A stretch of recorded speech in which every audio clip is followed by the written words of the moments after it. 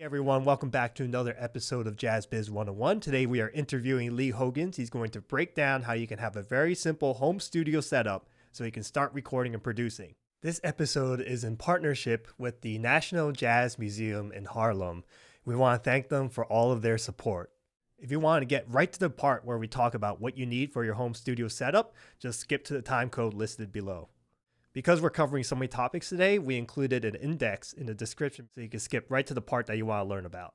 If you want to purchase any equipment that we're talking about today, we're including links in the description below. Make sure you listen all the way into the end because Lee Hogans is going to show us a very special track, so you don't want to miss that. And again, don't forget to subscribe, like, share, comment. All those things help us to keep this thing going. So let's get right to the interview. Well, welcome everyone back to another installment of Jazz Biz 101.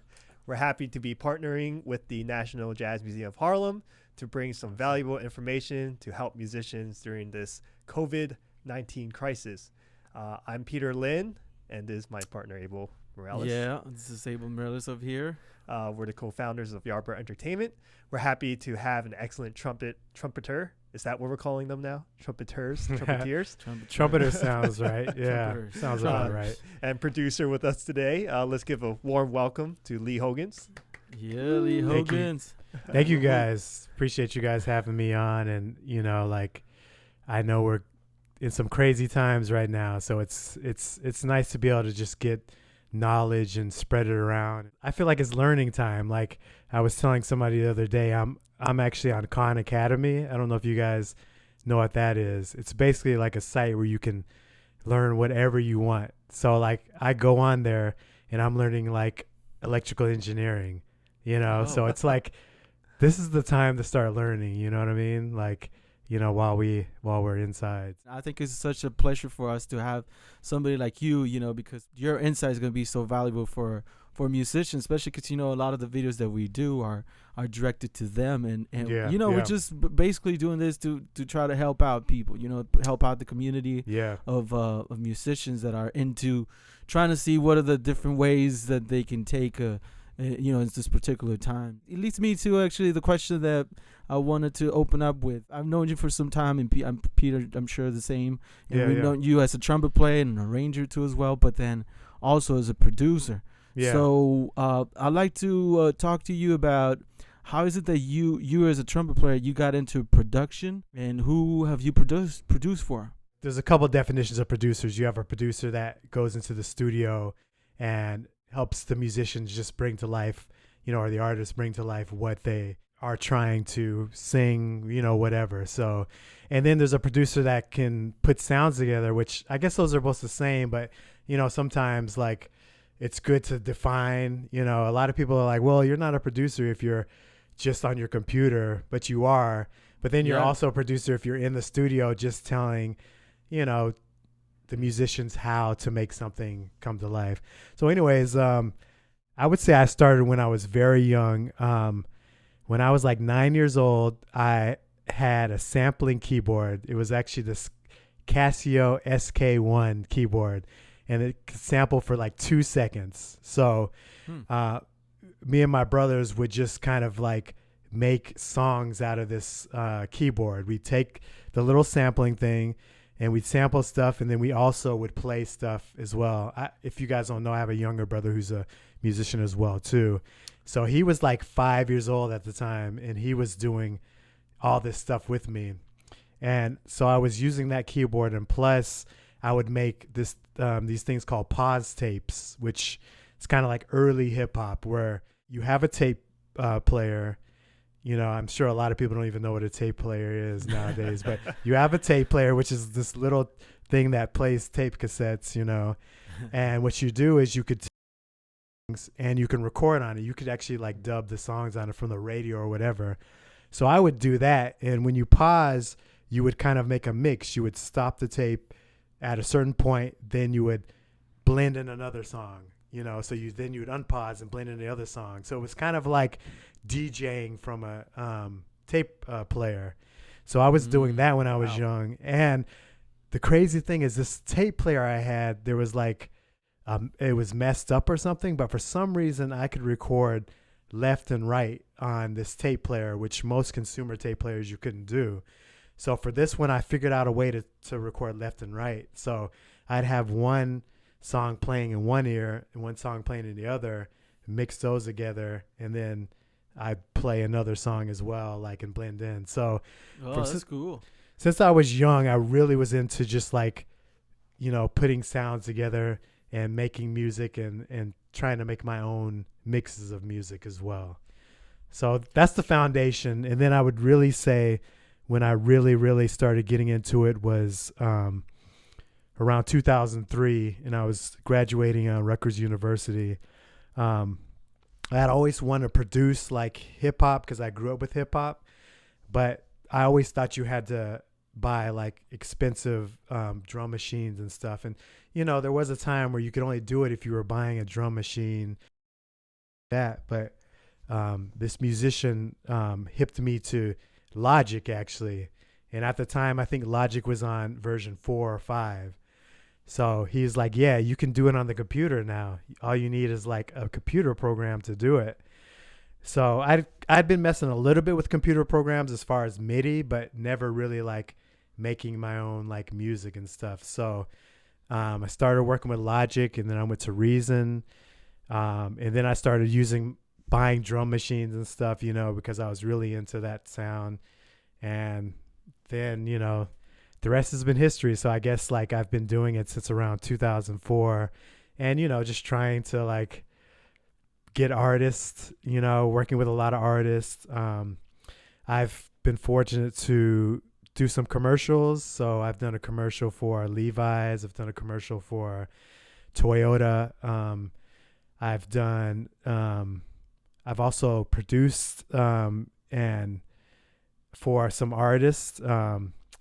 One kind of well-known artist in Norway, I did some producing and arranging for him, and I was able to win the Norwegian Grammy, which is called a Spellemann as well. So I've had publishing deals as well too. So sending stuff to artists for that as well. So it's an ongoing thing, but like so far I've been able to do some pretty big things. Oh, also I was able to produce for Kids Bop, which I don't know if you guys have heard of Kids Bop. Yeah.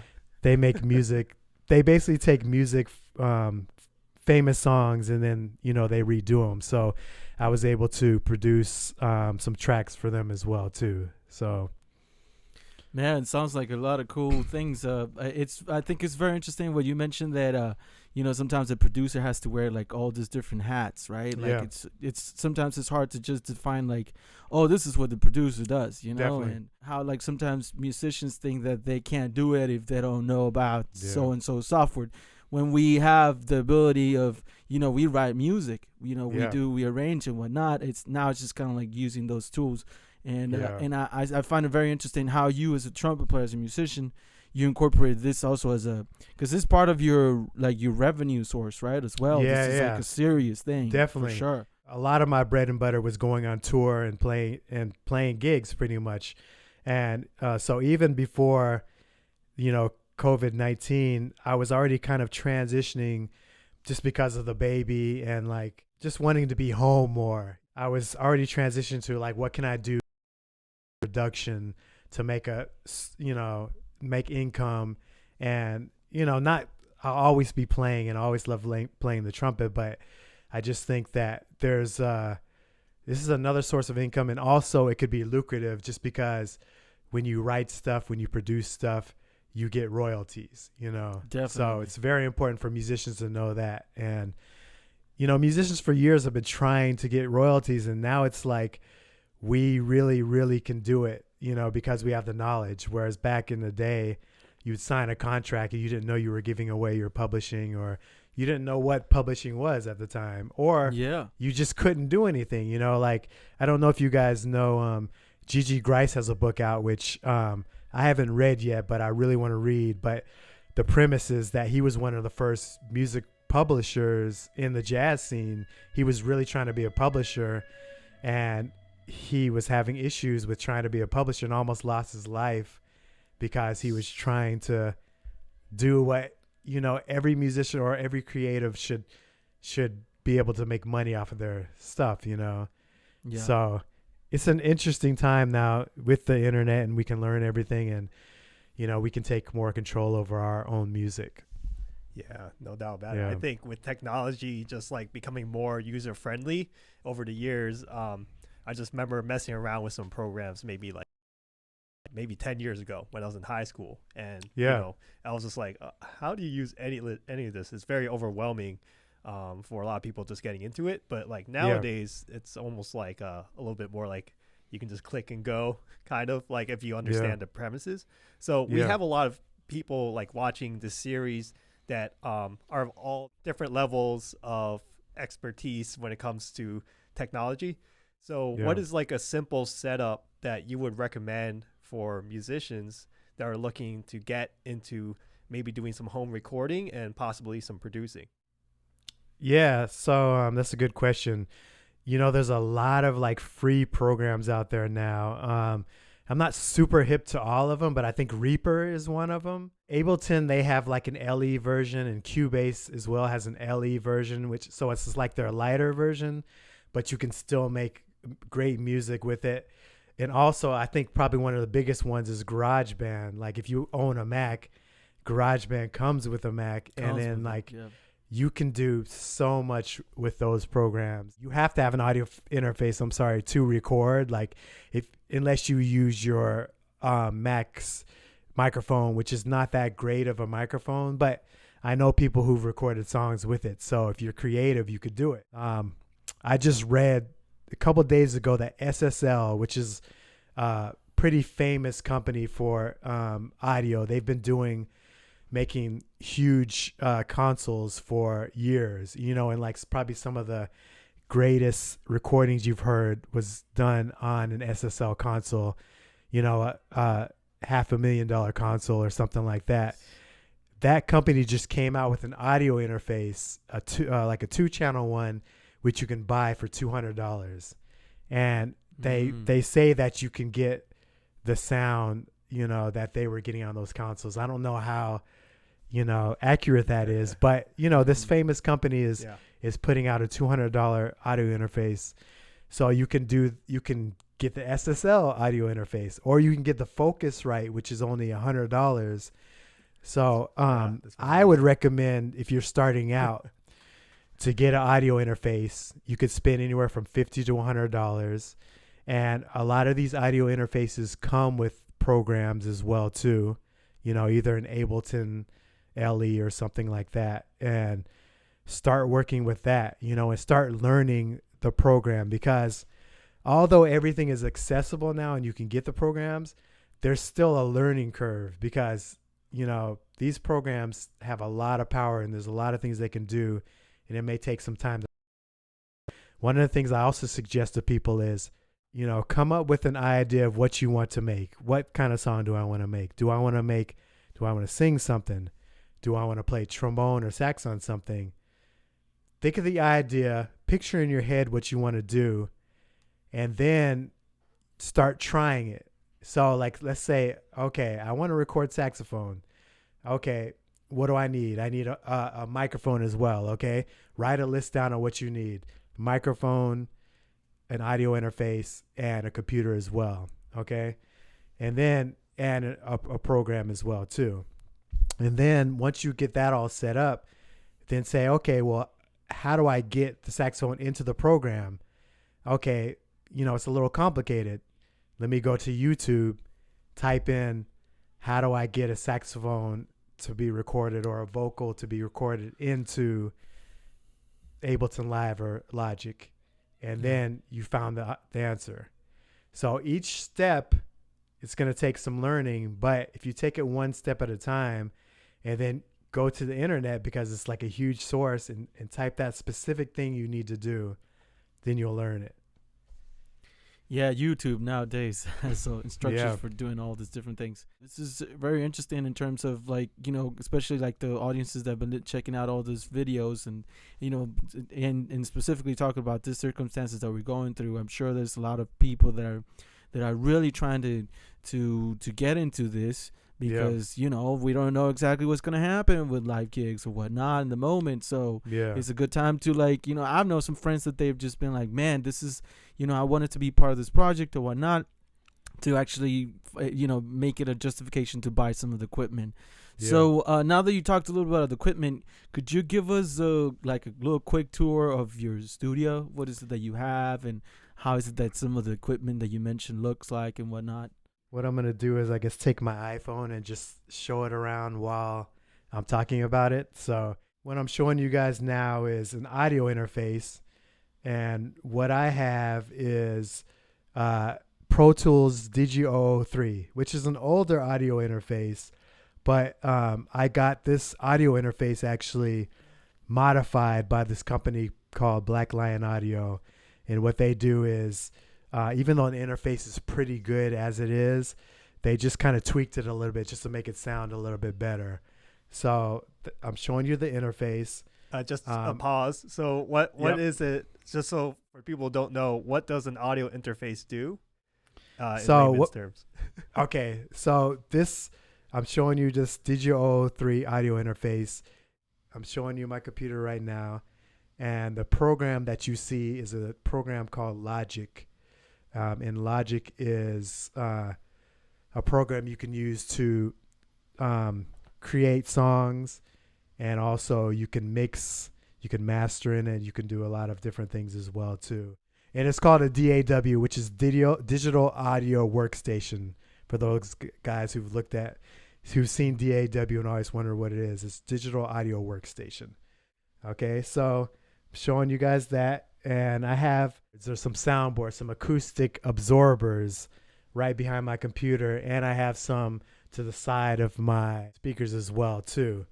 And so what those do, the reason I have those is it helps me with mixing.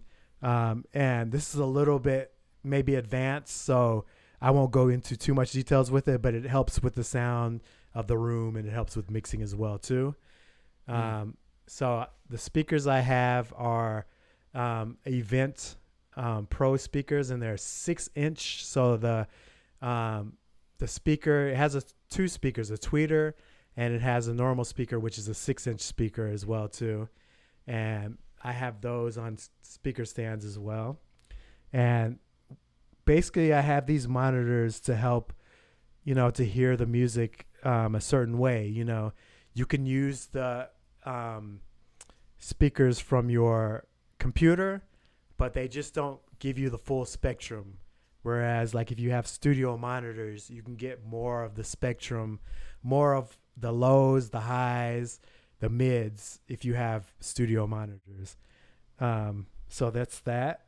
Also, I have my Rhodes right here, which I like to record music with, and whenever I'm producing a song, I like to use the Rhodes.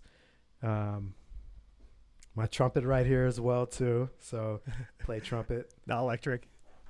Not electric. That's analog. That's an analog trumpet right there. And I've also just got into playing the bass and guitar a little bit on my tracks. So I'm showing you, I have a pretty like cheap bass and a fairly nice guitar. The bass actually is I think like a Chinese knockoff, but it does the job. And it actually was my older brother's, shout out to him. He passed away, but he gave it to me to start learning how to play bass. So I'll play bass as well too. And I've got the photo of Prince. I was able to play with Prince for 2 years. So like we this portrait is us playing 21 nights in London actually. So and then I have a couple other like small things. I have like a tape machine emulator, which I like to use to give me that sound of tape. And I have another mixer I like to use when I'm recording. It's kind of in addition to the audio interface, and I don't go into details with that. And I have like a little MIDI keyboard, which also can help with playing music in Logic. You know, and I'm trying to be pretty basic about these things. I know they can get pretty detailed, but I just want to give an overview. And then I have my laptop with you guys on it as well. So Yep. I think Yeah. that's the tour. Yeah. Thanks for the tour, Lee. Appreciate it. No man. problem. So just to reiterate, so let's say someone wanted a really simple setup that they just wanted to start recording. Let's say they're a vocalist, right? Yeah. So what they need is a microphone, Yep. XLR cable, right? XLR Going cable, into the yeah. audio interface Yep. that goes into a computer that's able to be compatible with a DAW or other Definitely. known as a software Yeah. to recognize the inputs.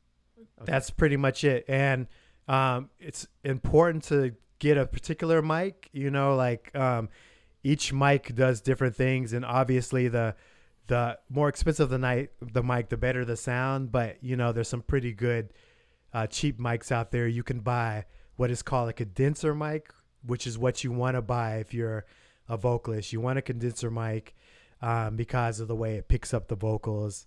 And you can get pretty good mics. Like I think actually, Abel, you have a Rode mic. I may be pronouncing their company name wrong. I think it's a little different, but they make pretty good condenser mics for not too expensive. You can get a good one for like $200.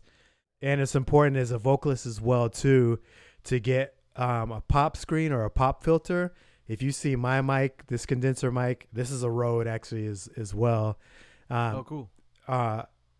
There's Which one's that one though? This one's the NT dash 1A. NT Oh, dash 1A. okay. Yep. Yeah. NT 1 dash A. I'm sorry, or it's the other way. I have the Yep. NT1 only. Yeah. Ah, okay.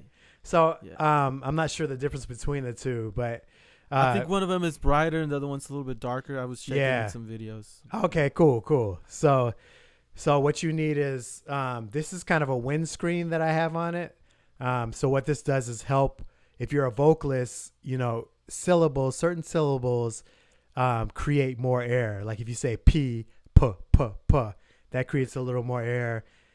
So you can either have one of these or you can have a windscreen, which I should have showed while I was panning around, but maybe I can show it right now. I kind of see it right behind you. You see it? Yeah, I see it right there. Yeah, it's that little circle, Yeah. right? Yep. Okay. Yeah. Yep. So there's a wind. So that's you want to have that so that it doesn't pop when you hear those, you say those syllables, right? You want to have that so it doesn't pop.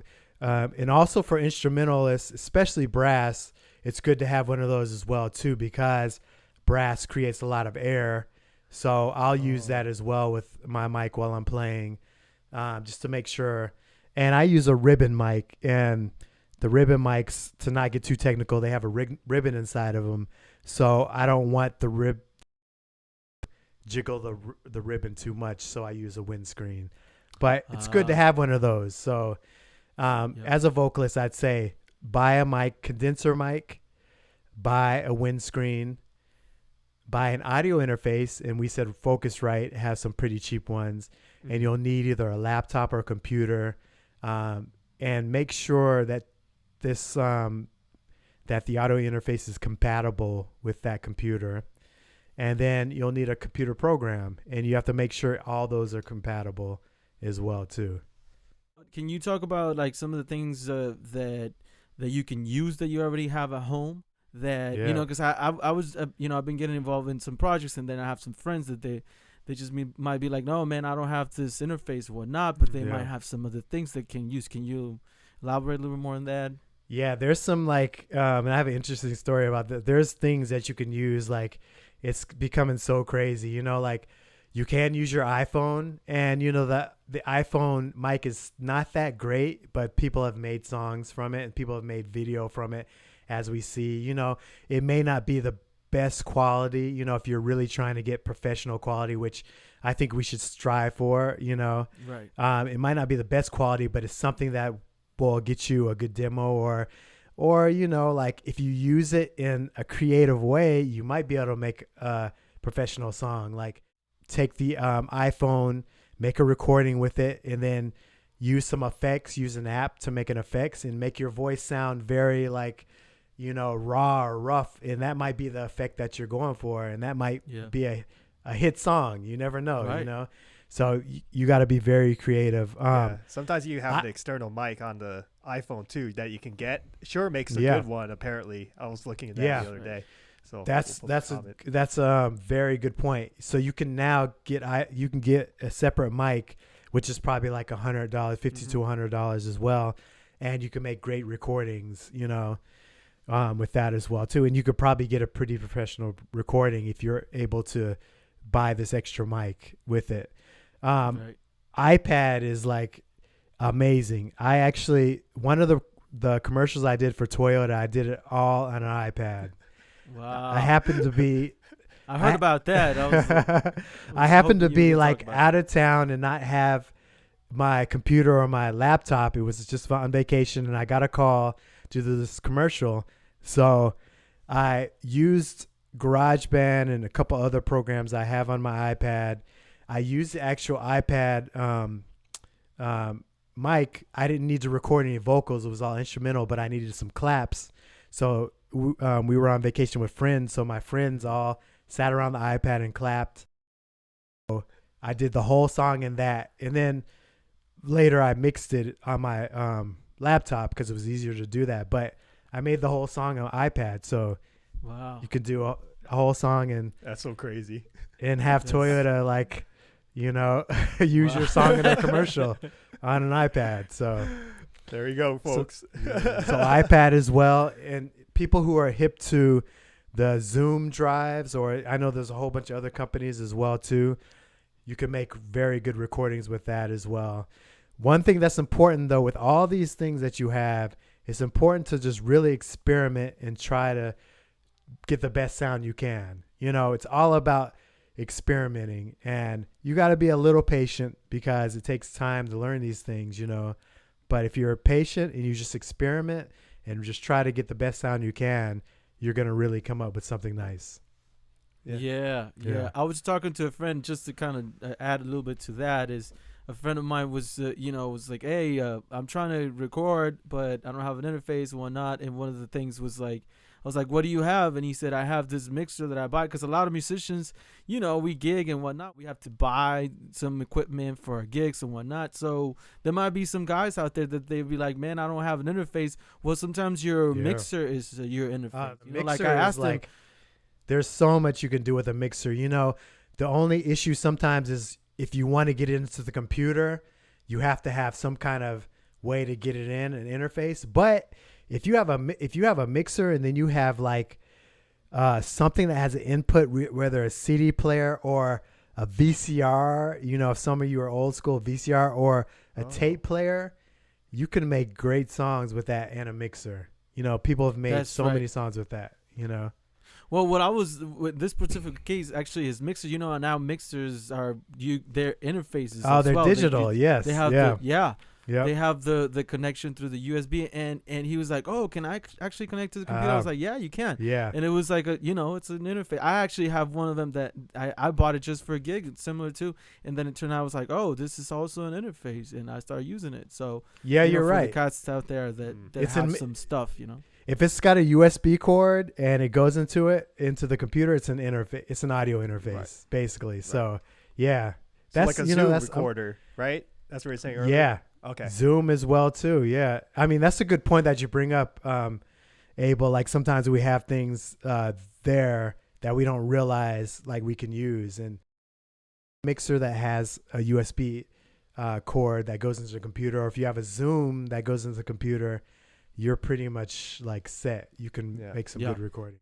Is it more complicated with a keyboard by any chance? Like, what's the deal with electronic keyboards?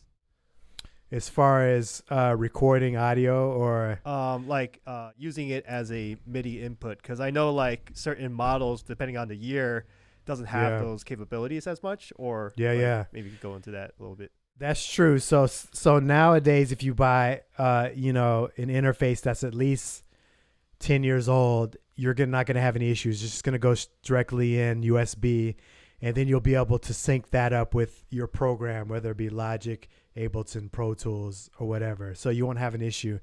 If you have a keyboard that's a little older, there could be some issues.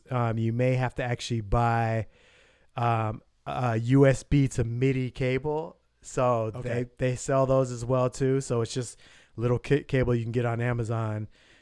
Most keyboards, since the 80s have MIDI jacks in the back of them, so they look a little different than USB. They're like these circle jacks, Right. You would hook that, and then you would buy this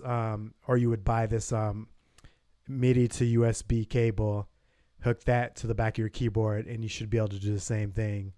There may be a couple settings that you might have to work on especially if you have an older keyboard, you might have to go through and change some things in the settings, but YouTube and put in your keyboard and then put MIDI. I'm sure there's a video of somebody doing it. Mhm. So Yeah, no doubt that's a about way it. to do it. Yeah. If not, just do the video yourself, and you get a lot of Yeah, a if lot you of do the views. video, someone's going to be like, "Oh, I've been looking for that." Actually, right. The keyboard that I showed is an old keyboard from the 90s called an ASR-10, and it's something that Kanye uses.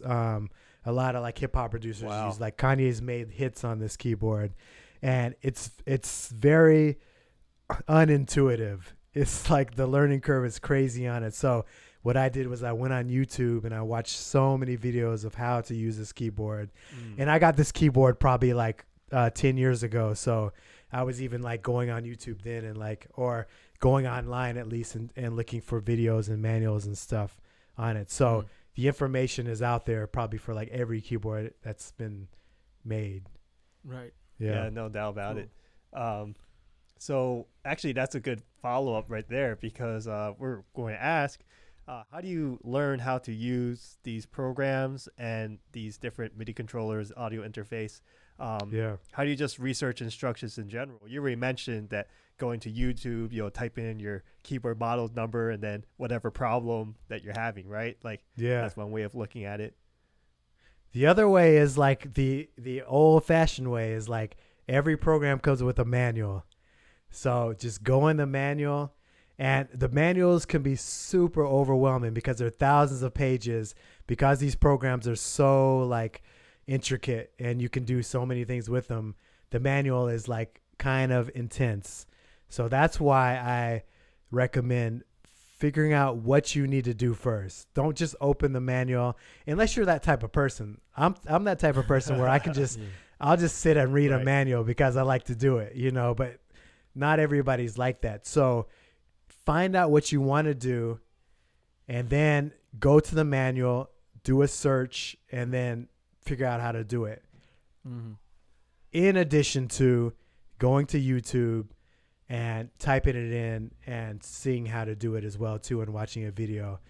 Now, all these things take time, like YouTube, you could pull up a video and you're just like, oh, this video is 45 minutes on how to do this, so it takes some time, but there's so much knowledge out there, and there's almost a little too much knowledge out there. So you can get overwhelmed by it. So that's why I say it's important to just figure out what you want to do. Picture in your head what you want to do, what type of sound you want to get, what kind of song you want to make, and then do the research, because it'll make it easier and you won't get overwhelmed by it. Yeah, You know? we could also ask you, Lee, right? Yeah, or you can ask me, or you can ask a friend. I'm sure there's somebody Yeah. that you can definitely ask me. And that's another point too, as well, as like people who've taken the time to really like learn their craft. It's the same with our instruments. Mm-hmm. You want to hire somebody that's like taking their time to learn their craft and stuff. And the same thing with engineering, producing. Maybe you figure something out, but then you're like, oh, I need someone like Lee Hogans to tweak it and make it sound good. People are there, to kind of make it work. Obviously, there's like engineers who've been doing it for years and years. There's guys that I look at that I would love to be as good as them, like a Dave Darlington, or, there's a lot of guys out there. So like there's that knowledge as well too. And there's a reason why you pay them money, because they have the knowledge and they've studied for years and years to make it happen. So don't be afraid to work with those guys. You'll also learn as well. You may be paying them some money, but you're also going to learn how to do it. Whenever I'm in a recording studio, I'm sitting by the engineer and just trying to learn what I can from him as well too, you know, because they have the knowledge. So that's a good point. And now that you mentioned Dave Darlington, right? That's who you mentioned? Yeah. I was just on a session with him a couple weeks, and it was just unbelievable. Man, I wasn't even talking too much on the session. I was just like listening, and he had like another screen that you could see everything that he was doing. Yeah. And I was just like staring at that screen, and he was just doing all this like really cool things, like all the solo, just copying the solo section, bringing it to another channel, add it, like, and the way that he worked, like, so fast. Super fast. What do you want? Like Radam and Dave, we were there, and they were just like, all right, can you do this? And boom, boom, boom. He was just like, do it right there. Yeah. It's so crazy. Like you said. It's amazing, which actually brings me to this point that we wanted to discuss with you, which is, you know, it relates to what you were mentioning on how people, you know, encouraging people to use these resources, what you already have, to try to really get musicians into that whole game of like, let's produce this music that we can actually get some stuff like that. With the situation that we're in right now, with this virus, with COVID-19, you think there's more of a trend towards like, you know, musicians getting into home studios? And what do you think about that in general? Man, if you just go to Instagram, you see like so many people are now posting, and you know, some of them probably had they probably had studio setups, and now they're just really dealing with it. And, you know, some people are new at it, and it's just like there's a trend to do it. And, you know, like, I think it's great that people are really like, you know, stepping into like the, you know, 21st century, and like we have all these tools and stuff. So I think that's awesome. And I think there is going to be more of a trend. You know, it's going to take some time, because like the big studios, there's a reason they're still not all around, but some of them are still around, is because there's a sound, you know, to it. And, you know, we've been doing stuff in our bedrooms, you know, and stuff, but the reason why these big studios sound so much better is because they have the room, you know, and we're in these like boxes. So there's ways to treat your room, like acoustic treatment, like the panels that I showed on the video. You can use those, and that'll help you with your getting the sound right, and with your recording as well. So there's ways to do it, but the big for a reason, you know, but it's getting so close now. If you know the right thing to do, if you know the acoustic treatment, if you have some money to spend on that, and if you know how to use some of these plugins that sound amazing, you can get very close. Like the virtual big band I'm working on right now is a very, very, you know, I'm working on this virtual big band, and everybody's recording from different places in their house, from different microphones and everything. And so it's a challenge to get it all to sound unified, because when you use a record a big band, it's all in like a studio, maybe separate rooms, but it's all going through the same console or whatever. And, you know, so there's some unity right there. But, you know, there's ways nowadays, because of the powerful plugins, to get things to sound like they've been recorded in a studio. You just really have to, you know, research and study up and know how to do it.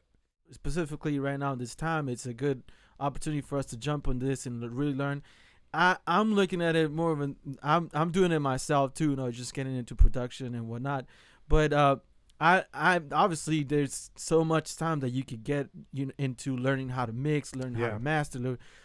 I'm looking at it more like, look, I'm gonna get this sound good, and then I'm gonna send it to some of the guys that are already been doing this stuff. I think that might be like an interesting approach, right, to people, because they could be like very overwhelming. Saying, man, am I gonna mix? Do I have to? You know, I'll definitely get some of the first, you know, steps on how to mix, how to get a good balance and whatnot. But then I would say don't be afraid to reach out to the guys that have been doing it for 10 years, 12 years, 15 years, or whatever. Definitely. That can take your project to the next level. And you're right about that, Abel. Like, there's always going to be a certain threshold that I could change the oil in my car, but that's a lot of work. You know what I mean? Or like, but there's other things I can't do, but that's why you hire somebody to do it. But then there's some people that love, even if they're not mechanics, that love to do it, and they'll go further with it. So, you know, it's definitely important to, if you love playing your instrument, now is the time for you to learn how to record it, and or if you love singing, now's the time to learn how to record it and at least get a good representation of yourself into a computer so that you can start making more music with people. And then you can start, making your own music, which I think is a big trend now anyways. A lot of people are doing their own music.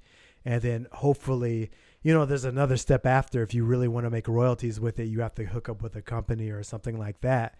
But the first step is to learn how to record your own vocals or instrument. I think that's very important. And it can be done. Now it's like so easy to do it. I was going to ask about the room, but that's you pretty much covered that, like how to, like what's the ideal kind of like room situation. Let me say this about the room. Don't be afraid to. So I'm in a new space, so I'm still working on this new room. When I lived in Jersey, I had a kind of a bigger room, so I had a lot more acoustic treatment and stuff. So now that I'm in a different room, I have to experiment, and make it sound the way I want it to. But don't be afraid to take blankets. And blankets are so helpful for a room. And my first studio setup, I had a blanket on every wall. And I recorded like my first album on it, and it sounded pretty good. So I had blankets hanging up everywhere. Cool. and it sounded good. I was like, oh, I can actually make it. So don't be afraid to try blankets. Some people have put mattresses up and done that. Okay. You gotta even like Motown, when Motown started, they started in the basement. I think it was Berry Gordy's sister or something like that.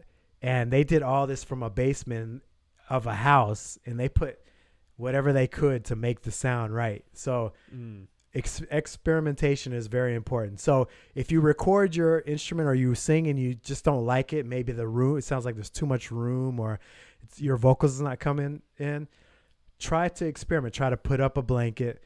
Try to move the mic to the different part of the room. Do those different things to get the optimal sound that you want. I just want to ask about that. So what is it that we want to create or recreate in terms of like putting some blankets? We want it to just be like very like no echo in the room. What do you shoot for? What do you? So that's a good question. So like, and it depends on what instrument or what sound you're looking for. Sometimes the echo is good. Like us three, we play brass instruments and woodwind instruments.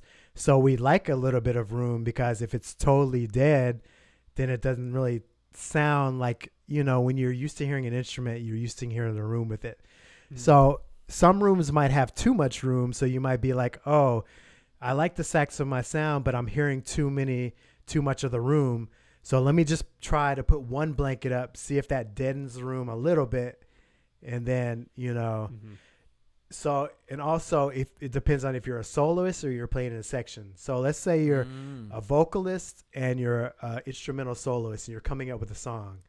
You record a song and then you're putting it in with the rest of the instruments, and you're like, wait, I can't hear myself because the sax sounds too far back or the vocals sound too far back. Could have something to do with your room. So you may want to like make your room sound a little bit better too. And these are a little bit advanced, but you'll start noticing when you record stuff and then you start adding it to other instruments, then you're like, oh, okay, there's a balance issue. With vocalists, you usually, when you record a song with vocals, you want the vocals to be up. So if there's too much room sound, it's going to sound like the vocal is like further back. And, there's plugins that help, but there's to an extent. Sometimes you just will not be able to fix it the way you want to. So it's always important to try to get the best sound first before trying to, and this might be a little bit more advanced, but try to get the best sound first when you record it, as opposed to, oh, I can record it and then I can use the music program to make it sound better. Right. That's a great point. Yeah, definitely. Just looking at the settings for like what they're recording, like there's MP3, there's Wave. What does this all mean? What is the ideal way to record? Because I think a lot of people have it at different settings, and that kind of can mess it up if you're trying to combine different audio together, right? with everything being digital now, you know, there's a lot of things. There's MP3s, there's waves, there's AIF, there's different sample rates, there's different bit rates and everything. So it's important to know that. Let me say this first. When you have an MP3, basically what that is compressed audio. So the reason the MP3 came along was because if you have an audio at a sample rate, and I don't want to get too, I don't know if this is going to be get too advanced, but if you have the audio at a particular sample rate and it's a wave or an AIF file, the file is big. So back in the day, you remember when you used to have to get on the internet and people would send stuff, you know, if it was a big file, it took forever for it to, you know. So in order to combat that, you know, engineers came up with a thing. They came up with the MP3. Basically what it does is it compresses the sound. So it cuts off the highs and it cuts off the lows of a sound and compresses it so that you're able to get a smaller file. So what happens with that is, you know, a lot of people don't recognize that the audio is less polished than, you know, something from a CD or from a record player or something like that. But what happens is it doesn't sound as good as a CD. Let's say a CD, or it doesn't sound as good as something that comes something like that. You know what I mean? So, but we've gotten so used to the MP3 sound now that I think it's kind of like not as much of an issue. That being said, whenever you record something, you want to get it at the highest possible quality you can. And then at the end, whoever's mixing it, whoever's mastering it, whoever's putting it out can change it to a lower quality format because they'll know what they're doing. So it's important to do it at a high quality. So I guess the question is, what is high quality? And I don't know if we want to get into it with that now or, right. or in advance, you know, but it's important to just try to get the highest quality you can. And MP3 is not the highest quality for those who are wondering. That's right. That's pretty clear. That's Yep. right. I see. Yeah. But wave is pretty common now. Like it's kind of, I guess, like what's an industry standard where if you were to put out something that you would consider like this is a polished product, like what would be the ideal, you know? The ideal is to get it to, you know, we still kind of use CDs as a basis. So a CD was, the quality of a CD, the sample rate is at 44.1 kilohertz and the bit rate is at 16 bit. So we still kind of like, in the recording business, when we're recording audio, we still kind of like use that as a goal. So if you're able to get your finished product and get it to that, use that as a quality to send to a mastering engineer or something like that, they can in turn keep it at wave. And then when you upload it to, you know, we have a lot of companies now like CD Baby and stuff where you can put your music out. Most of the time they're going to have a disclaimer that says, don't upload an MP3, upload a wave or AIFF file. Right. So that file needs to be at 44.1 kilohertz sample rate, 16 bit. 16 minimum, bit rate. right? Minimum. Yes. Right. So that's the minimum. You can send them right. You can send the high rates, rate right? as well too. What I do, and so, it depends on sometimes with the music, but if I'm working with jazz music, most of the time the bit rate is at 88.2 kilohertz, and this is when they recorded it, 88.2 kilohertz or 96 kilohertz and 24 bit. And so what that does is basically, because digital is different from analog, you know, everything is kind of like real world, but digital is all ones and zeros.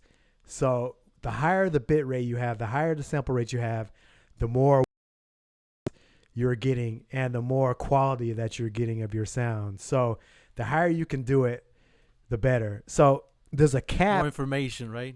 the more information you're getting into the computer. Gotcha. Yep. So now there's a whole like, you know, a lot of people argue about what's the best one to do. You know, some people say it doesn't matter how high you go as long as you're at 44 or 48, you know, so there's a whole debate about that. But it's important to at least do 4 to 4.1 kilohertz and 16-bit.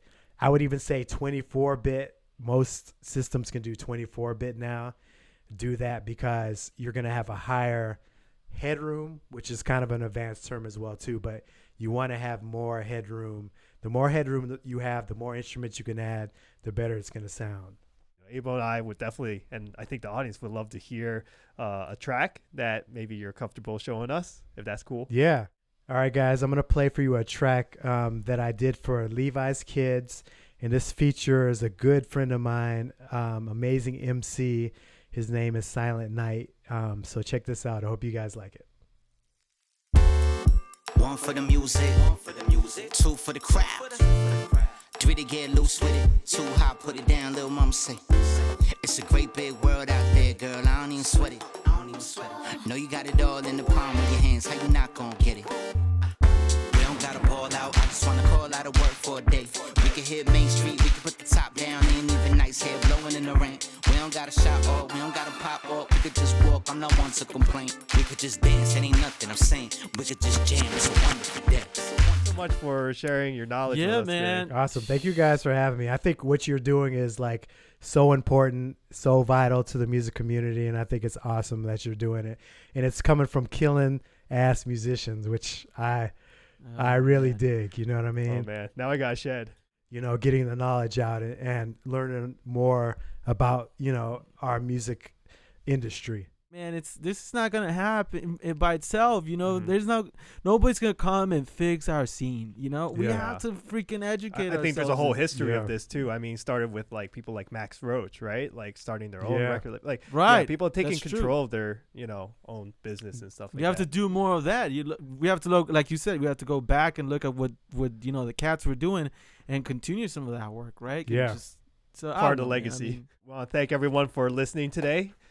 For another installment of Jazz Biz 101, how to set up your home studio for beginners. And again, we'll probably have an intermediate, advanced, and super advanced.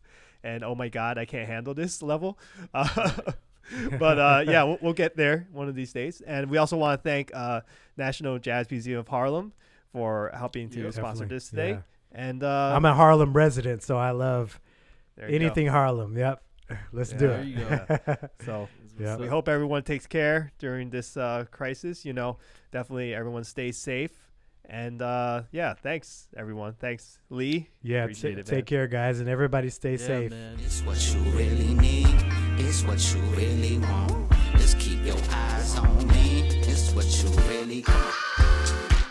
It's a great big world, girl, I don't even sweat it.